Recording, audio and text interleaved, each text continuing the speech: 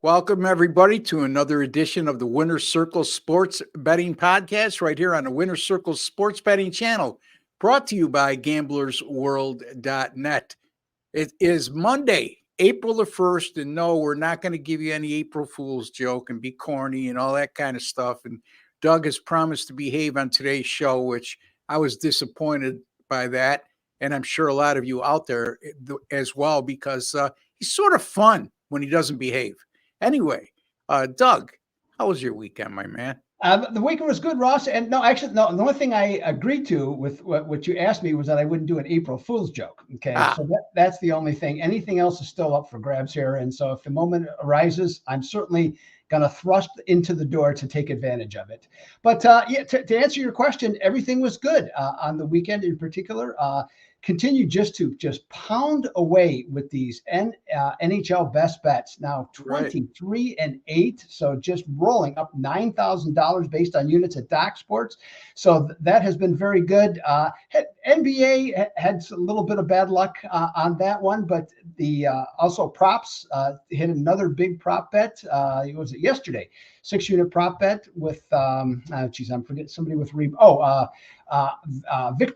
Wembanyama.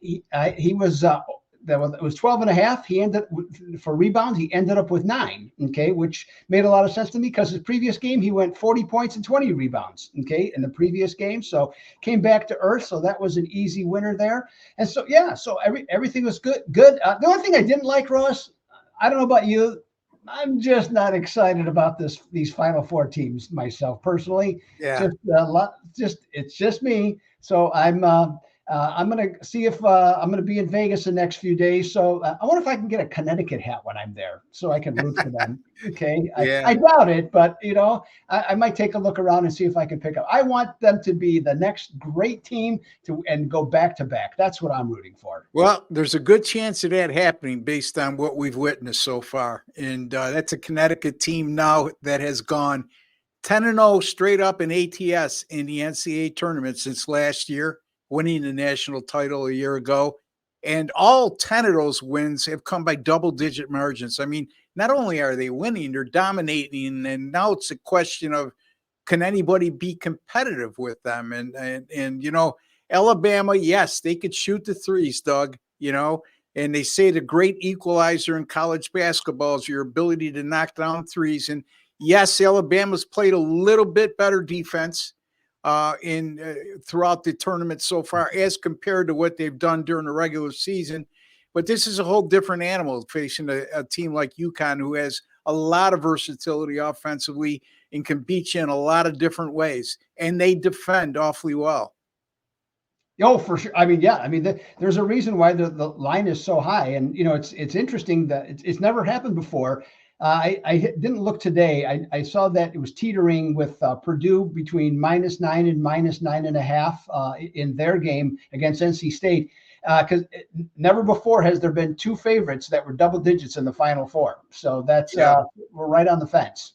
Well, that speaks to what you just said about not being thrilled about the Final Four. But, give credit where credit's due. Alabama's there. Give credit to NC State. I mean, again, they made that improbable 5-game and 5-day run to win the ACC tournament.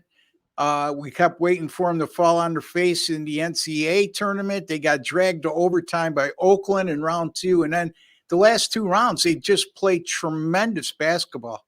Yes. And boy, oh boy, the big guy from NC State, DJ, what's his last name? Burns. He's been terrific, very unique style of player and very difficult to stop. And, the good thing about him too is he's good with his back against the basket. He's great at his positioning and his footwork, Doug, but he also dishes the ball off very well. So a real complete player. I don't know how that translates to the NBA level. But, because, again, he probably can't jump over a credit card. But he's a big body, and he's a smart ball player. Oh, yeah. Yeah. No, I mean, there's some things. Well, the one thing we don't know about any of these guys in terms of, what they're doing in college is how much they're willing to improve. okay, and how much they can improve. So, if you take it at face value, I mean, you can make a case that, Zach Edey might not be a great NBA player and stuff, but we don't know those things, okay, because we see it time and time again. Again, some guys want to really improve, and they end up doing that. So that's the thing. And then Purdue, okay, first time in, a long time for them in the Final Four. So that's 1980. Yeah, great story there too. And Ross, and I have to admit though, I was absolutely shocked that Tennessee with Rick Barnes did not beat Purdue. I have to admit, I was stunned by that actually happened. Okay, in that game. Or now, is that an April Fool's joke? Does that count as one or no? it should, because if for those of you who are not following this dialogue, Doug has not been a big fan of Rick Barnes over a few years here on the show. And again, he fails in the Elite Eight. But you know what? They've had a great season. Give them credit.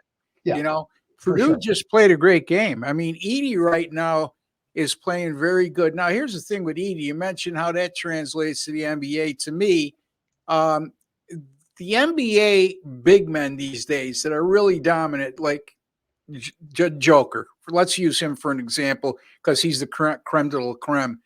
They also have an ability to go into their mid-range game and even hit threes like the Joker. And neither one of those players we just discussed has that ability. Could they have a long, successful career in the NBA? Yes. I don't think either one is, even with the size of Edey, I don't think either one is capable of being in superstar status. But, that's why they play the game. So we'll see. Anyway, Doug, we're talking NIT today, and we got two games. We're recording on Monday the 1st. The two semifinal games go on Tuesday the 2nd, and I believe for the first time ever, the NIT will not be played at Madison Square Garden, or they might not have played there last year either. Yeah, it's being played at Hinkle Fieldhouse, the home of the Butler Bulldogs. And for those of you not familiar with that arena, that was the arena that was in the movie Hoosiers. So a lot of history and tradition there. And Doug, you're going to be talking about one of those semifinal matchups in Indiana State and Utah. And Indiana State right now is a 3-point favorite. So Indiana State, again, you look at this matchup, Utah's, and I don't want to take away from your thunder, but Utah has been a homer team all year, 16-1 at home, and not so good in neutral site and away games, and losing to some less than stellar competition on many occasions. Indiana State's playing in their backyard here, Doug. Yeah, that's a big help, and that it's going to be a pro. Well, you made a nice call from our Friday show, the live show, where you Jesse were debating about the benefit of or the potential benefit of a home crowd for the Purdue and Tennessee, and boy, that was a home court advantage for Purdue in that game in Detroit. That's for sure. Huge. What did they say? 3/4 of the crowd was Purdue fans, and so I think that played a part in terms of the outcome. But I think this is a fascinating matchup, Ross. The other thing I think you're going to have a distinct home court advantage for Indiana State. Both teams played 3 home games, won them all. But as you mentioned, Utah away from home, 5-12 straight up, 6-11 against the spread in their away games. Conversely, Indiana State on the road, 15-5 straight up, 10-10 against the spread. Now, the Utes, they're bigger. I'm going to say they're somewhat quicker than Indiana State, though and Indiana State's going to, get some, let's say, negative feedback here because they played a lesser schedule. Now, they really didn't have much of a choice because it's just the conference that they're in. However, one of the things I went and looked at KenPom, when you look at the two teams in terms of comparable schedules, okay, in the NIT, they played virtually the exact same quality of opponent, okay, across the board in each game. And in fact, if you look literally right today, Cincinnati, who Indiana State beat, is ranked 38th, and Utah is ranked 46th, with Indiana State at 42. To me, Ross, I'm looking at this one, given the location of the game, Utah's road problems, Indiana State's, what I'm going to say, home court advantage of sorts. I'm going to give the points here with Indiana State, who is 20 and 11 as a favorite this season. Give me Larry Bird and the Sycamores. Let's get this done. The Indiana State Sycamores laid a 3 over Utah. Yeah, I mean, 5-12, you said, for Utah in away and neutral site games, and actually 2-10 in their last 12 in that role. Yeah. So I like it. Right in their backyard there. And, Indiana State's one of those teams like Seton Hall, which I'm going to discuss very shortly, that was snubbed by the NCAA Tournament Committee. And I usually like to go against those teams in the first round of the NIT tournament because they're so disappointed by the fact they didn't make the tournament, and they're usually a number one seed in their bracket on the side of the bracket they're on, which carries a sizable favorite number in round one. But Indiana State, they came through with flying colors. They covered as, I believe, an 8-point favorite in round one, and they haven't looked back since. So. Yep. And all three teams, both teams, I should say, are 3-0, and all three of those were played on their home floor. So something's got to give here. Somebody's going to have to come up with a neutral site win here tonight, and I certainly like Indiana State's chances, not only for what I said, but more importantly, Doug made some very good points in that regard. Georgia and Seton Hall. And, here's the thing. Yeah, I looked at this from two different angles, Doug, and I'm interested to hear your take on this. Georgia entered the NIT having lost 12 of their last 15 games. However, they come out, they win 3 games in the NIT, and 2 of them were on the road. Mm-hmm. And all of those teams are ranked in the top 58 by KenPom. In round one, they beat Xavier at home, and then they went on the road and knocked off Wake Forest, who was a real good team in the ACC this year, not for faltering down the stretch, should have been an NCAA tournament team. Ohio State, there was a bubble team and red hot at the end of the year once they made that coaching change. So some pretty impressive wins. On the other side of the coin, Seton Hall, I mentioned that first game for a team to get snubbed. Well, Seton Hall actually was one of the first teams to get snubbed, and even before Indiana State, according to the committee, Seton Hall was closer than Indiana State. And I mentioned that first round matchup being a difficult one for teams laying points and who got snubbed in the tournament for all the reasons I already alluded to. And that was the case with Seton Hall. In round one, they played St. Joe's and got taken to overtime before coming away with a 76-72 win. Now, they were much more impressive in their last 2 games against UNLV and North Texas. But here's the thing. All 3 of those games were considered home games for Seton Hall. And the 3 teams that Seton Hall faced were all ranked by KenPom 78 or higher, whereas the 3 teams that Georgia has faced, with 2 of them coming on the road, are 58 or lower. So Georgia's definitely played the better competition in the first 3 rounds of the tournament, and they've won 2 of those games on the road. So now they go into a neutral setting here against Seton Hall, and a Seton Hall team that went 15-7 in their last 22 games, Doug, before the NIT. Okay, so basically 18-7 their last 25. The easy thing here to do, Seton Hall's -4 right now, is to lay the short number with a team that's played much better down the final stretch of the season than their opponent.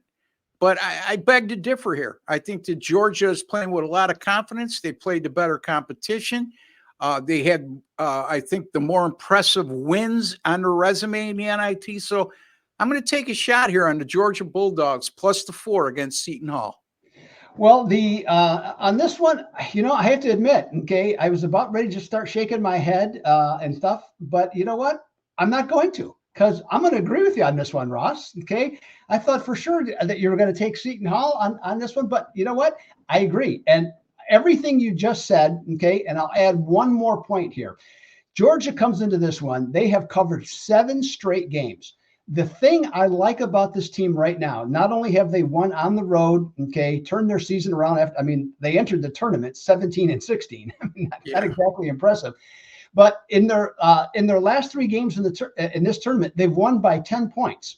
And if you go back to their last 6 games, those 5 of those games have been decided by 5 points or less, and they are 6-0 against the spread and 5-1 straight up.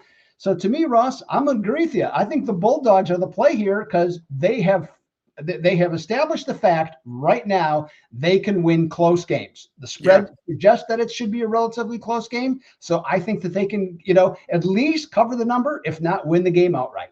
They've won 3 close games. 2 close games in their last 2. And they beat Xavier by 2 in the opening round at home, and then beat Ohio State at Ohio State by 2.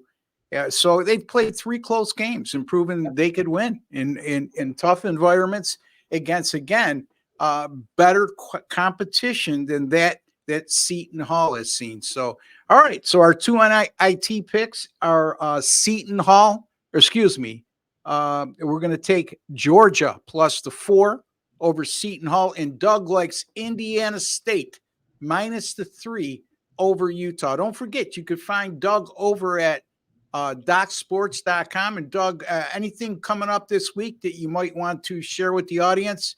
And a quick reminder how you've been doing of late. Yeah. Well, I mentioned some of the NHL and the props, and that has been good. And then baseball is off to a positive start. Haven't been killing it, but I mean it's been a good start. And then for me, I'll be honest with you, if I can get to May, okay, and I'm positive. I am very positive that I will have a very good season. So that's always my goal. And I tend to be very conservative in my plays, 1 or 2, especially the first couple of 2 to 3 weeks of the season. So just try and keep it low key. But yeah, so I'm excited though about this season. I was going in, it changed up things a little bit in terms of it's a little bit of the handicap, like alterations, like we all do. Okay. In this business, you don't do as well as you like the previous year. You change, you look at it, and you make some modifications, and that's exactly what I've done. So looking forward to that. And then this week, I'm probably gonna. I don't know if I will in the UFL. I did lose my UFL game, and I was very upset about that. And you're the first person I thought of, to be perfectly honest, when that happened. Like I could hear Ross going, "Hey, you dummy." Okay, but I didn't, just let it go. So, but hey, I'm going to be literally as soon as this video is done, I'm out the door heading to Vegas for a few days and all right. See what I can do to see if I can do some damage there or prevent damage. Also, by the way, especially at the craps table, but just have some fun and kick back a little bit and watch a little bit of basketball. Actually, looking forward to a little bit of basketball. We're doing this on Monday. Those 2 women's games tonight should be just absolutely outstanding in those Elite 8 games. So looking forward to that, Ross. So yes. No, otherwise, nothing much. Hey, just the things I mentioned, and look to continue to have a good week. I'll still have, even though I'll be in Vegas, I'll still have plays every single day at DocSports.com at the Doug Upstone page, so you can check with that, and I'll try and deliver some more winners for you. I hope you and your beautiful wife have a great time in Las Vegas. Have a lot of fun, first and foremost, and be smart. Because, no, I don't think you're a dummy. I just think once in a while you need to get reined in, And I can't be looking over your shoulder, but Kim does a hell of a job of doing that. So, oh yes, she does. I'll go there. In any event, you can find Doug over at DocSports.com. Doug will be back with us on Thursday, and we'll be discussing Monday. Next Monday, I'll be back. Next Monday, okay. Yeah. So Thursday, by the way, now that I remembered that, we'll be discussing the 2 Final Four matchups here. And right here on the show. And again, I'll be back tomorrow with Jesse Schule, not Sean Higgs, just Jesse. Sean has some obligations to fulfill. We'll be talking NBA then. Then Sean will be back with us on Wednesday, our normal trio, and Chip Chirimbus on Thursday early, as he'll be talking some NBA. And then I'm not sure who's going to join me on Thursday. Now that Doug just reminded me he's going to be in Las Vegas. But we'll be discussing the Final Four at that particular moment in time. And then, of course, Friday, our live show. Don't forget, you can find me at gamblersworld.net. Last year, folks, I was the #1 handicapper at gamblersworld.net in Major League Baseball. And with all those great handicappers, nobody was a close second. And I'm not bashing anybody. I'm just telling you I had a terrific run. Don't forget, we didn't start that site to the middle of July. So keep that in mind as well, because I had a horrible start to the season of Major League Baseball, but GW was my good luck charm, Doug. And I finished the year 54-31 in Major League Baseball. That's good for 64%. And I don't give out big favorites, folks. That includes 25-12 with my last 37 Major League Baseball totals since March 21st, 19-11 in all sports. Right now, 14-10 in the NCAA tournament, 4-2 in the NIT, and 1-0 in the CIT. So I've had a good postseason tournaments and all those alphabet formatted tournaments. Easy for you to say, Doug. And so keep in mind, I'll have some NIT for you tomorrow. I'll have the Final Four picks up by later this week, and look forward to it. You can find me at gamblersworld.net, where we guarantee all our picks, where if you don't win, you don't make a profit, we will credit your account back the exact amount of your purchase price. Don't forget, if you have not subscribed to our YouTube channel, take a second to do so, folks. It's absolutely free. You've been watching all along, or you just started watching and you're enjoying the shows. Obviously, the common denominator is if you're watching, you like sports betting. We have some of the best in the country here analyzing games and giving you sports betting tips. And don't forget also to hit that like button. And after you subscribe, by the way, go into your YouTube settings and click on that alert notification bell for the Winner's Circle Sports Betting channel. And that goes for those of you out there who have subscribed and have, for whatever reason, not done that. Just a nice convenience. You get notified immediately when our shows go up. So and again, like button, very important. Hit that like button, folks. Shows our sponsor we're doing a good job and keeps this kind of programming going right here on our great channel. Till the next time, for Doug Upstone, who's on his way to Vegas, and Ross Benjamin, who's stuck here in Rochester, New York. Take care. God bless, folks.